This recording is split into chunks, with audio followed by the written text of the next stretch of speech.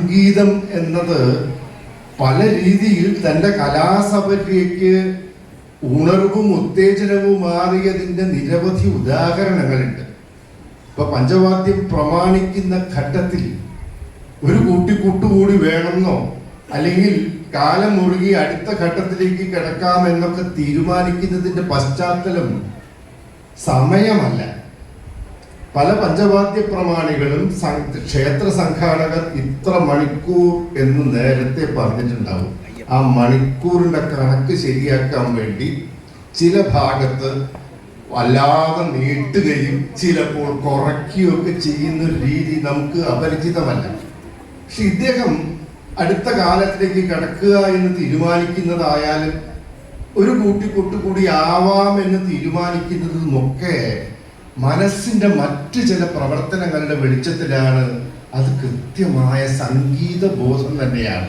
എത്രമാത്രം മനോഹരമായി നിലവിൽ അതിൻ്റെ ഒരു ഓളം ഇവിടെ നിലനിൽക്കുന്നു എന്ന് അളന്നെടുത്ത് പ്രേക്ഷകരുടെ രുചി, അവരുടെ മനഃശാസ്ത്രം മനസ്സിലാക്കി ഈ പഞ്ചവാദ്യത്തിന്റെ ദൈർഘ്യം കൂട്ടുകയും കുറയ്ക്കുകയും ചെയ്യുന്ന പ്രമാണി പ്രവർത്തിക്കുന്നത് സംഗീതം തന്നെയായി.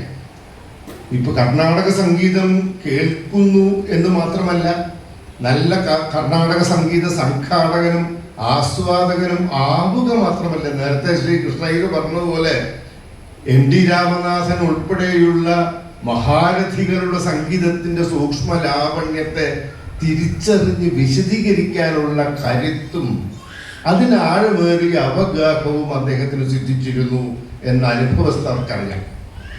ഒരിക്കൽ കാലടി വെച്ചല്ല, അങ്കമാലി ആ ഭാഗത്ത് വെച്ച് മേളകലയെ സംബന്ധിച്ചു അതിൻ്റെ വികാസത്തിൻ്റെ ചരിത്രത്തെക്കുറിച്ചൊരു സെമിനാറിൽ സംസാരിച്ചപ്പോഴാണ് ഇതിൻ്റെ ശാസ്ത്രത്തെ സംബന്ധിച്ചും ചരിത്രത്തെ സംബന്ധിച്ചും ആഴമേറിയ ധാരണയുണ്ട്. അതിന് സമാന്തരമായി ഏറ്റവും മനോഹരമായി പ്രേക്ഷകരോട് അക്കാര്യം വിശദീകരിക്കാനുള്ള ഒരു ഭാഷാ സ്വാധീനവും അന്നമനയുടെ പരമേശ്വരമാരാൽ കരസിദ്ധമായിട്ടുണ്ട് എന്ന് നമുക്ക് ബോധ്യപ്പെട്ടത്.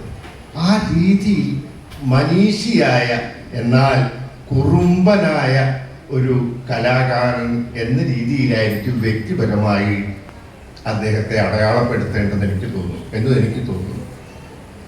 വാദ്യമേഖലയിൽ പ്രമാണിയായ പരമേശ്വരമാരാരെ പറ്റി കൂടെ കൂട്ടിയിരുന്ന എല്ലാവരും പറയും സുഖമാണ്. അദ്ദേഹം ക്ലിഷ്ടവും സങ്കീർണവുമായ എണ്ണങ്ങൾ തന്ന് ഒരിക്കലും സഹവാദകരെ ബുദ്ധിമുട്ടിക്കാറില്ല. ഒരു തരം ചതുരശ്ര വടിവിൽ കൃത്യതയിലൂടെ ഞാൻ പലപ്പോഴും ഉദാഹരിക്കാറുള്ളത് രാമകുട്ടി നായരാശാന്റെ വേഷത്തിന്റെ ആ രീതിയുമായുള്ള സാദൃശ്യമാണ്. രാമകുട്ടി നായർ ബാടൻ മാത്രമായിരുന്നു. മരിക്കുന്നത് വരെയും ആ ബഹുമാനം പരിരക്ഷിച്ചെങ്കിൽ പോലും നേരിട്ട് രാമകുട്ടി നായരാശാന്റെ ശിക്ഷണം നേടേണ്ട അവസരം പരമേശ്വരമാരാർക്ക് കിട്ടിയിട്ടുണ്ടാവില്ല എങ്കിൽ പോലും അതേ കലാവീക്ഷണം ഏതെല്ലാമോ തരത്തിൽ പരമേശ്വരമാരാരുടെ കലാജീവിതത്തെയും സ്പർശിക്കുകയോ സ്വാധീനിക്കുകയോ ചെയ്തിട്ടുണ്ട് എന്നത് അദ്ദേഹത്തിന്റെ വ്യവഹാര രീതിശാസ്ത്രം പരിശോധിച്ചാൽ ബോധ്യപ്പെടും. ചതുരശ്ര ഘടനയിലുള്ള വ്യവഹാരങ്ങളാണ് പലപ്പോഴും വിരിഞ്ഞു വരിക. കൃത്യമായി താളം പിടിച്ചാൽ സമങ്ങളിൽ നിൽക്കുകയും തുടങ്ങുകയും ചെയ്യുന്ന രീതിയിലുള്ള വിന്യാസ വ്യവസ്ഥകളും കണക്കുകളും ഒരാൾക്ക് പിൻപറ്റാനോ അനുകരിക്കാനോ അതിൻ്റെ കൂടെ കൂടാനോ ബുദ്ധിമുട്ടില്ലാത്ത രീതിയിൽ സുഖമായ ഒരു സൗഖ്യമായ കർണാടക സംഗീതക്കാർ പറയുന്ന പോലെ ഉള്ളൊരു വഴിയിലാണ് ആ വാദ്യം പുരോഗമിക്കുക. അത് ഒരു പക്ഷേ